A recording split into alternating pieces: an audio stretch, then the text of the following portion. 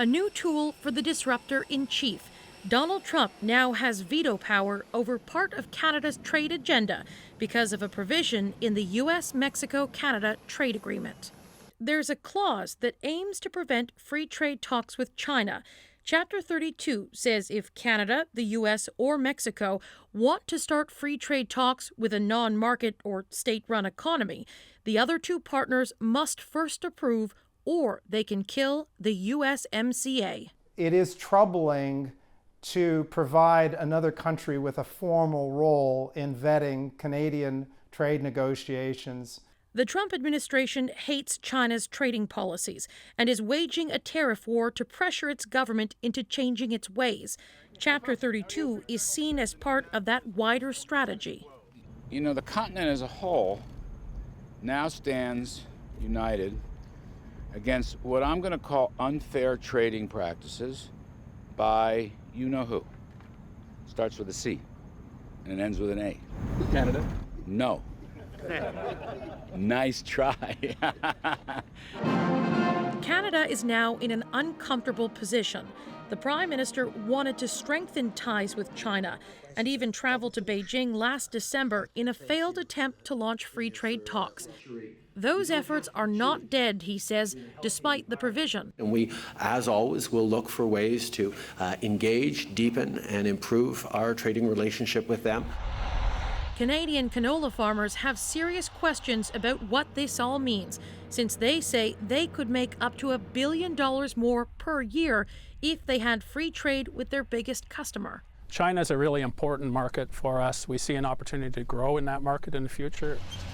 It's an opportunity they don't want to miss out on because of Donald Trump. Katie Simpson, CBC News, Ottawa. The new deal also means we'll see more American dairy products on store shelves, and that has some concern about bovine growth hormones. Right now they're banned in Canada, but as Catherine Cullen explains, they pose more of a risk to cows than humans. Do we really know what's in our milk? Just because it says this, we heard there could also be this.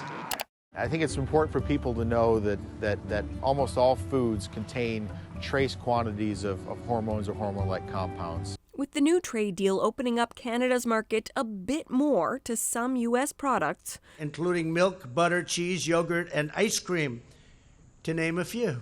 Some people are wondering, do you have to worry about hormones in your milk, or other dairy products for that matter? About 1 in 5 American dairy farms use a hormone called RBST, recombinant bovine somatotropin. They inject cows with it so they'll produce more milk, but BST isn't used in Canada. This doctor was part of the expert panel that recommended a BST ban back in 1999 over concerns about what it does to cows. Dr. Michael Pollack says it's a different story for people. It's been studied very carefully, and there is no proof that it's dangerous, but it still remains a bit of a scientific controversy because it's impossible to rule out small, subtle effects. So if there's no proven threat, why the fuss?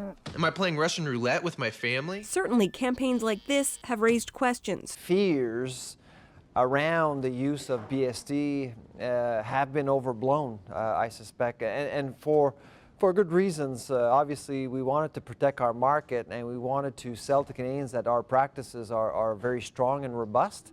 But you still might be wondering, will I be able to tell if it's in my milk? You can tell if you're buying a Canadian product because it's branded like this, but there are still some calls for BST-specific labels for U.S. products. Should consumers know? I would say yes, absolutely, and let them decide. Even if there's no evidence, safety's an issue. Catherine Cullen, CBC News, Ottawa.